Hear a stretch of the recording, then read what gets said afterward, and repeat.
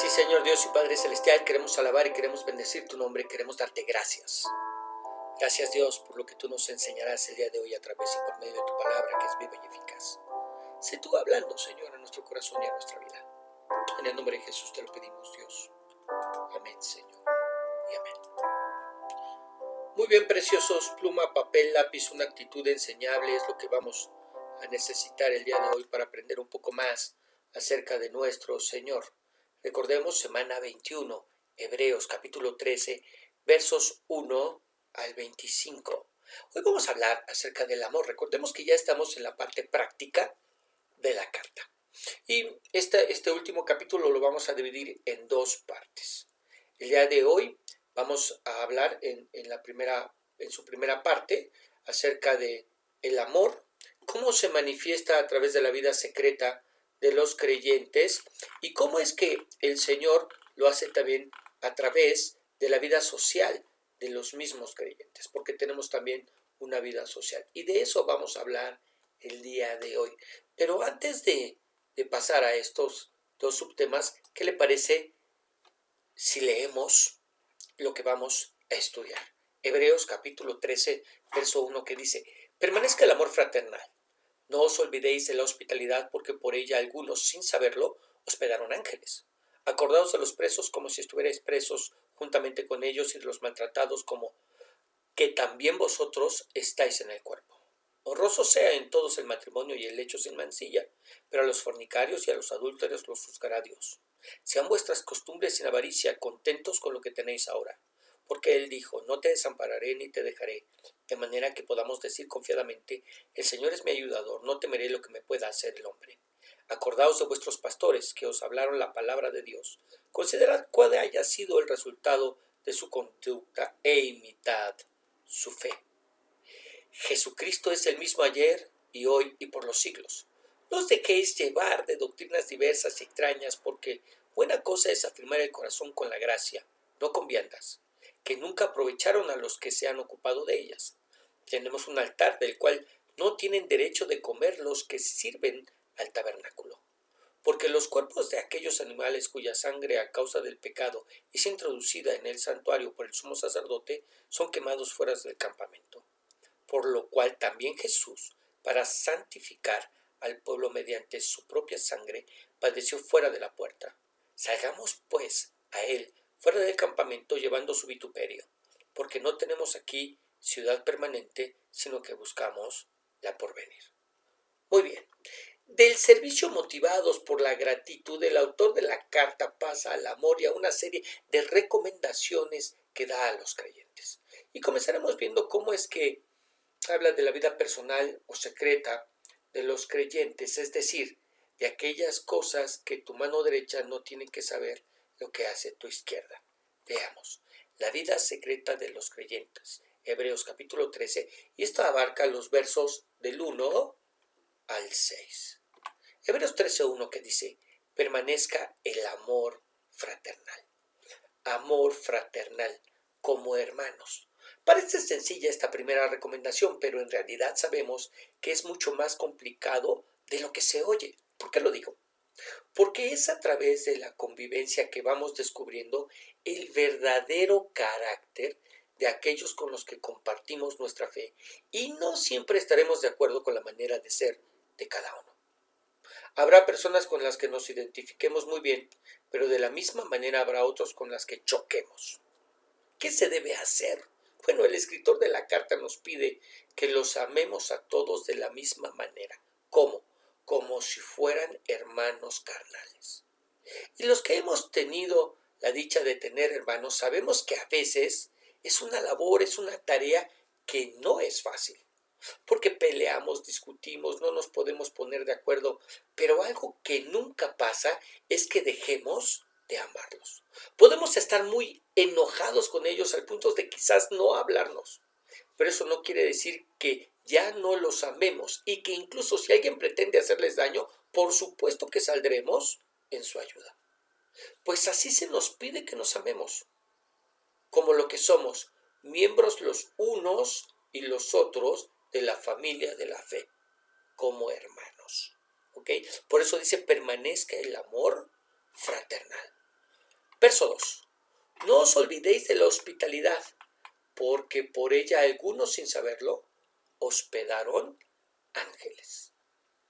Y una vez dejada la base del amor y en el entendido que amor son acciones y no buenas razones, que así como la fe sin obras es muerta, de la misma manera sucede con el amor. El amor sin obras está muerto. Nos pide que no nos olvidemos de la hospitalidad. Un tema que quizás hoy en día no tiene la misma relevancia que tenía en aquel entonces. ¿De qué hablas, pastor? Bueno, en aquella época no había tantos hoteles, hostales, casas de huéspedes donde los viajeros pudieran hospedarse. Ejemplo de ello lo tenemos en el nacimiento del Señor Jesús, donde no encontraron lugar en la posada y tuvo que nacer el niño en el pesebre. Entonces, ¿dónde se quedaban los hermanos que iban enseñando de lugar en lugar? Ellos dependían de la hospitalidad de la gente, de la hospitalidad de los hermanos. Por eso el escritor les pide que no se olviden de esta demostración de amor fraternal, la hospitalidad. Abrir tu casa para que un hermano en la fe se quede en ella. Algo que nos haría muy bien el poder hacer hoy en día. Mira, cuando trabajé como maestro del seminario tenía que ir una vez al mes a Chiapas y quedarme una semana a dar clases allá. ¿Dónde me hospedaba? En la casa de uno de los hermanos que era alumno del instituto, y quiero decirte que era admirable la hospitalidad y el amor que se recibía de su parte. Pero el escritor nos dice que muchos recibieron ángeles al hacerlo sin saberlo. ¿Cómo quiénes? Bueno, en la Biblia tenemos cuando menos 3 personas que convivieron con ángeles. El primero de ellos fue Abraham. Cuando el Señor, en forma de ángel y acompañado de 2 de ellos, se le aparece en el encinar de Mamre, en Génesis 18, para anunciarle 2 cosas: que Sara daría a luz un hijo y que Sodoma sería destruido. El otro ejemplo lo tenemos en Gedeón, cuando el ángel del Señor se le apareció en Ofra en Jueces 6, para llamarlo a ser juez de Israel y de esa manera liberar al pueblo de la opresión de los madianitas. Y la tercera persona que encontramos es Manoa, a quien el ángel del Señor le anuncia que tendría un hijo, que su mujer no debería vivir vino ni sidra, y que por medio de él serían librados de la opresión de los filisteos en Jueces 13. ¿Será posible que podamos hospedar ángeles hoy en día? ¿Qué piensas? Y mientras lo piensas, vamos a ver el siguiente comentario. Algunos dicen que no pueden ser hospitalarios porque sus hogares no son lo bastante amplios o cómodos. Pero aún, si usted tiene solo una mesa y 2 sillas en una habitación alquilada, hay personas que se van a sentir agradecidas al pasar un tiempo en su casa. ¿Hay visitantes en su iglesia a quienes pudiera darles alguna comida? ¿Conoce a personas solteras que disfrutarían de pasar una tarde conversando? ¿De alguna manera su hogar podría suplir las necesidades de los ministros itinerantes? Hospitalidad simplemente significa lograr que otras personas se sientan cómodas y en casa. Muy bien. Verso 3. Acordaos de los presos como si estuvieseis presos juntamente con ellos, de los maltratados como que también vosotros mismos estáis en el cuerpo. Bien importante es el no olvidarse de aquellos que por causa del Evangelio y de manera totalmente injusta están padeciendo en una cárcel. Esto es algo que nuevamente suena fácil, pero que definitivamente no lo es. ¿Por qué lo digo? Mire, piense que muchos de los hermanos eran apresados y condenados a muerte porque se les consideraba, al ser cristianos, como enemigos del Estado, ya que no rendían culto a César. ¿Qué pasa si lo visitan sin ser familiares? Podría ser apresada la persona que le visita junto con él por el hecho de ser considerado también un enemigo del Estado. Pero gracias a Dios eso no sucede hoy en día. De manera que podemos con toda libertad, cuando menos en nuestro país, ir y visitar a aquellos de nuestros hermanos en la fe que están sufriendo de manera injusta. Y de la misma manera unirnos a un ministerio carcelario en el que podamos participar y ministrar. Recordemos que esta no es solamente la recomendación del escritor de la carta, sino que el mismo Señor Jesús nos pidió que lo hagamos. Mateo capítulo 25, verso 34 dice: entonces el rey dirá a los de su derecha: venid, benditos de mi Padre, heredad del reino preparado para vosotros desde la fundación del mundo. Porque tuve hambre y me disteis de comer, tuve sed y me disteis de beber, fui forastero y me recogisteis, estuve desnudo y me cubristeis, enfermo y me visitasteis, en la cárcel y vinisteis a mí. Entonces los justos le responderán diciendo: Señor, ¿cuándo te vimos hambriento y te sustentamos, o sediento y te dimos de beber? ¿Y cuándo te vimos forastero y te recogimos, o desnudo y te cubrimos? ¿O cuándo te vimos enfermo o en la cárcel y vinimos a ti? Respondiendo el rey les dirá: de cierto os digo que en cuanto hicisteis a uno de estos mis hermanos más pequeños, a mí lo hicisteis. Muy bien. Verso 4. Honroso sea en todos el matrimonio, el lecho sin mancilla, pero los fornicarios y a los adúlteros los juzgará Dios. ¿Cómo es que debemos ver el matrimonio los cristianos? Como algo honroso, no como algo pasado de moda, arcaico, supresor, machista, hostigador, que es la opinión que muchos hoy en día fuera del cristianismo tienen y razón por la cual deciden el no casarse y simplemente el vivir juntos. Algo que no es aceptable a los ojos de Dios y que tampoco debería serlo para nosotros, ya que a eso se le llama fornicación. Y aquí es donde precisamente se nos dice que esos pecados sexuales serán juzgados por Dios mismo. Entonces, ¿cómo deberían ser nuestros matrimonios? Sin mancilla. ¿Eso qué quiere decir? Bueno, que dentro del marco matrimonial no debería existir nada que pudiera contaminarlo. ¿Cómo qué? Bueno, como una conducta depravada o lasciviosa, o el maltrato, o la falta de respeto, o el abuso verbal, físico o sexual, y la infidelidad que se llama adulterio y que también juzgará el Señor. Por eso dice: a los fornicarios y a los adúlteros los juzgará Dios. Muy bien, vamos a ver este comentario que nos habla acerca de lo que es honroso. Honroso. Dios honra en gran manera el matrimonio porque Él mismo lo instituyó en la creación. Pero algunos en la iglesia primitiva consideraban que el celibato era más santo que el matrimonio. Una idea que Pablo denuncia con vigor en 1 Timoteo 4:3.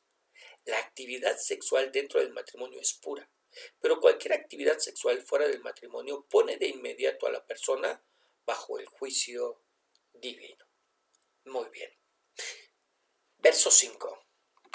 Sean vuestras costumbres sin avaricia, contentos con lo que tenéis ahora, porque Él dijo: no te desampararé ni te dejaré. De manera que podemos decir confiadamente: el Señor es mi ayudador, no temeré lo que me pueda hacer el hombre. Y finalmente nos hace una advertencia en contra de la avaricia, un pecado muy común y muy silencioso. ¿Qué quiero decir? Miren, generalmente consideramos que este tipo de pecados que no se ven mucho, que no se huelen como el cigarro o el alcohol o la marihuana u otra droga, que no son escandalosos como lo es el adulterio o la fornicación cuando la chica sale embarazada, los consideramos menores, detallitos, pero no lo son. La avaricia hace que los valores y las motivaciones de la gente giren en torno a ella, de manera que no hacen nada si no hay un beneficio para ellos. Siempre están envidiando lo que tienen, hacen y reciben los demás. Sus almas se van corrompiendo de tal manera que terminan atados a las cosas, a los deseos y placeres de este mundo. ¿Cuál es el remedio? Se llama contentamiento. Aquí se nos dice: contentos con lo que tenéis ahora. Contentos con lo que tenéis ahora. Que no quiere decir el ser conformistas y no hacer nada para prosperar, no. Claro que deseamos prosperar, pero ese prosperar no se ha convertido en la principal meta de nuestras vidas al grado de convertirse en un afán. Estamos contentos con lo que tenemos, lo valoramos y lo agradecemos a Dios y seguimos confiando en que dependemos de su mano y que Él es nuestro ayudador, de manera que podamos vivir con confiadamente. Amén. Muy bien. Y con esto hemos terminado nuestra primera parte que nos habló precisamente acerca de la vida secreta de los creyentes, es decir, esa vida que no hay necesidad de que nadie la vea. No vea tu mano derecha lo que hace tu izquierda. Pero ahora vamos a pasar a la segunda parte, que es la vida social de los creyentes. Y esto abarca versos del 7 al 14. Y comienza con el verso 7 diciendo,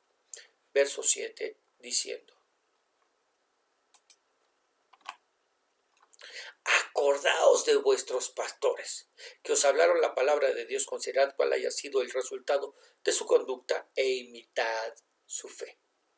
Y como parte de la vida social del creyente, por supuesto que tenemos la vida de iglesia. ¿Qué les pide? Que no se olviden de sus pastores. Quizás alguien dirá, pero, ¿qué para eso no está Dios? Si son sus siervos, ¿por qué tenemos que acordarnos nosotros de ellos si ellos están para atendernos a nosotros? Suena fuerte, pero no es más fuerte que la realidad que se viven en muchas de nuestras iglesias, en las que efectivamente las ovejas nunca se acuerdan de sus pastores hasta que tienen problemas y dificultades en las que necesitan el ser ayudados. No diezman, no ofrendan, nunca se preocupan por saber cómo están, pero les pasa algo y exigen que dejen todo lo que están haciendo para atenderlos a ellos. Entendemos por qué el escritor pide que se acuerden de ellos y que además los imiten en cuanto a conducta y fe que han demostrado, ¿verdad? Mire el siguiente comentario. Si usted es cristiano, tiene una gran deuda con quienes le enseñaron y fueron ejemplos de lo que usted necesitaba saber del Evangelio y de cómo llevar la vida cristiana. Continúe los buenos ejemplos de quienes han invertido parte de ellos mismos en usted en la evangelización, el servicio y la educación cristiana. Muy bien.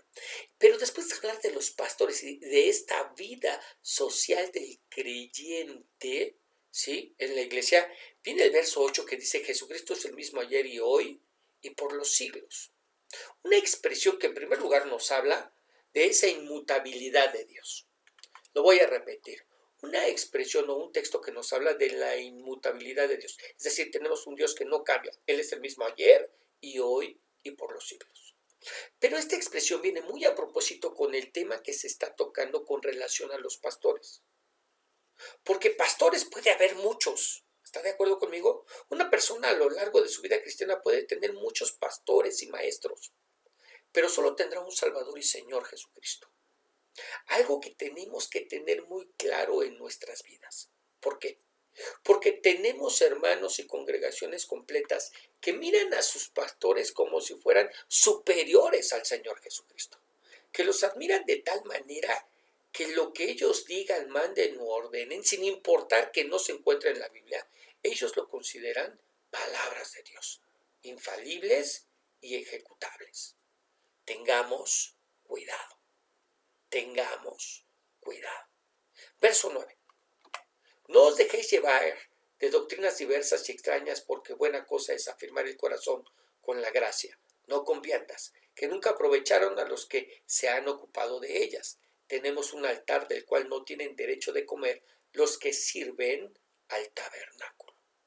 Ok, pongamos mucha atención a esta palabra. Y para empezar, vamos a empezar leyendo un comentario. Aparece una nota negativa con la advertencia de no ser llevados de acá para allá por diversas y extrañas doctrinas. El autor se refiere solo a las comidas rituales que nunca aprovecharon a los que se dedican a ellas. Ciertos alimentos y quizás ciertas comidas ceremoniales se ofrecían a los lectores como si fueran útiles para la nutrición de sus vidas espirituales. Sin embargo, es por la gracia de Dios y no por las reglas sobre la comida que el corazón haya sido afirmado. Las leyes sobre alimentos están entre los reglamentos externos, ya superadas y obsoletas por la obra de Cristo. Con la insistencia de que tenemos un altar, el autor vuelve al modelo de argumento que dominó los capítulos centrales de su libro. El sumo sacerdocio, los sacrificios y el santuario del Antiguo Testamento encuentran su cumplimiento en la persona y obra de Jesucristo. Altar es otro término del culto usado en forma abreviada y figurada para referirse al sacrificio de Cristo.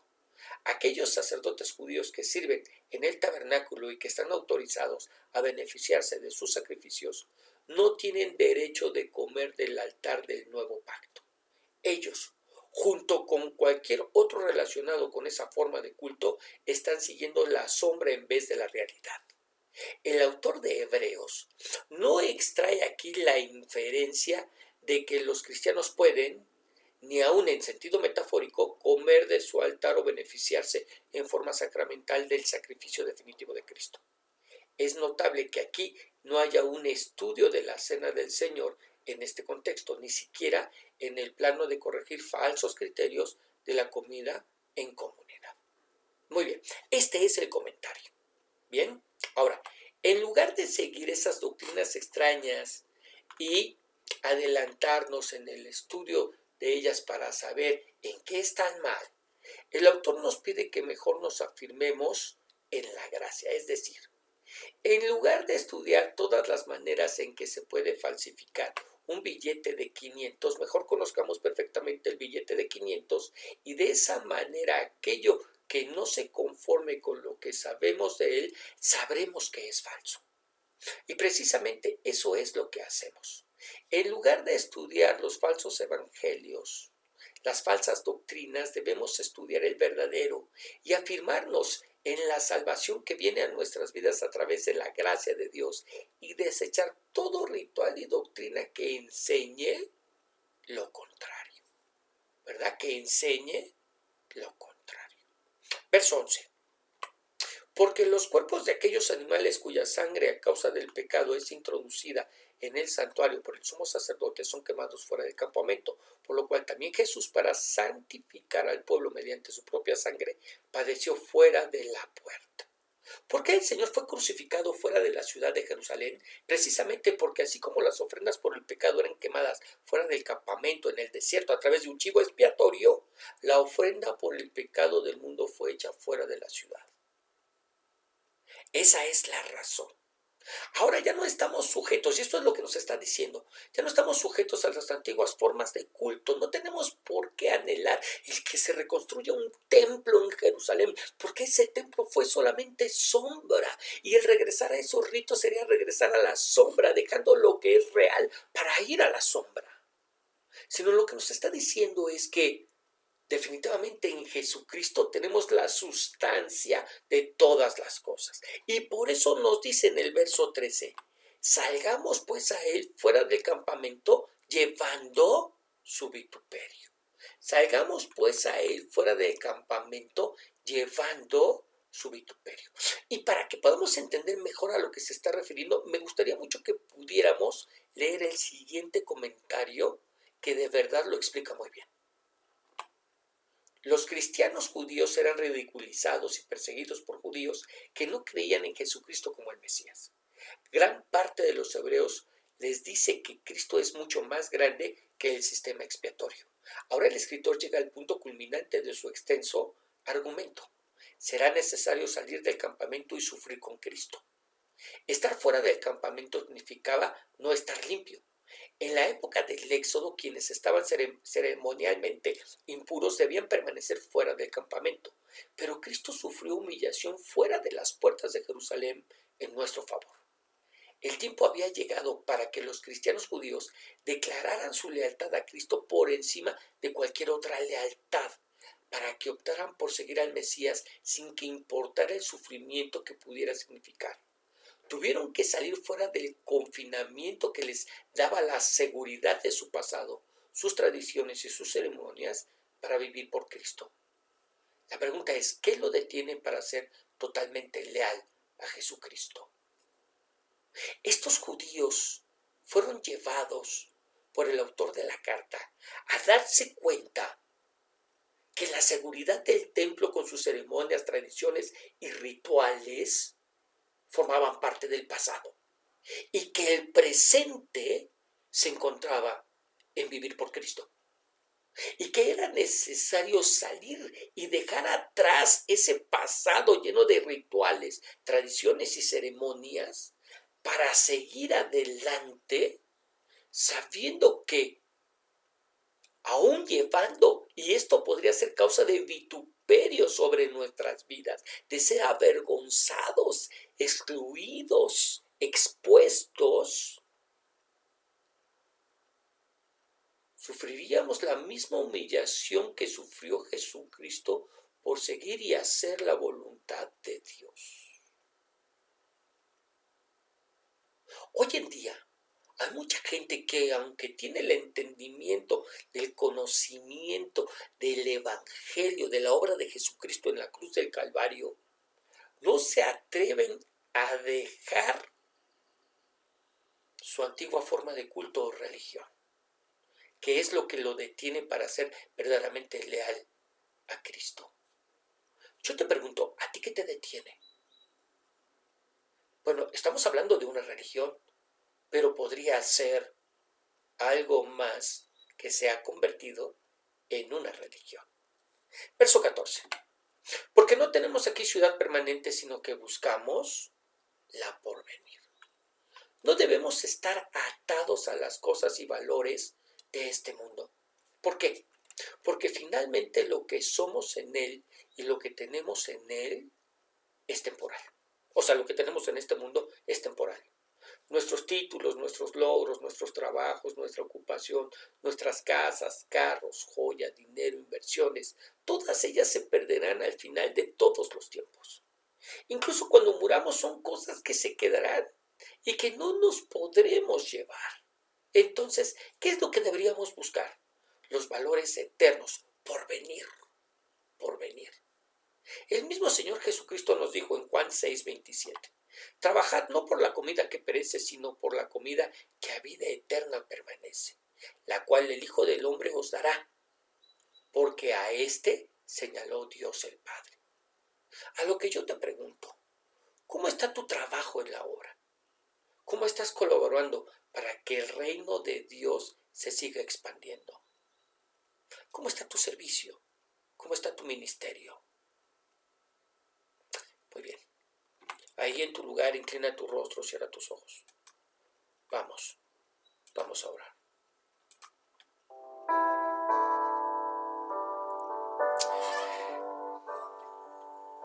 Señor Dios y Padre Celestial, queremos alabarte y queremos bendecirte. Te damos gracias, Dios, por lo que tú nos enseñas a través de tu palabra. Una palabra siempre viva y siempre eficaz. Y el día de hoy nos has hablado, Señor, acerca de estos dos grandes temas que tienen que ver con la vida y con el amor del creyente.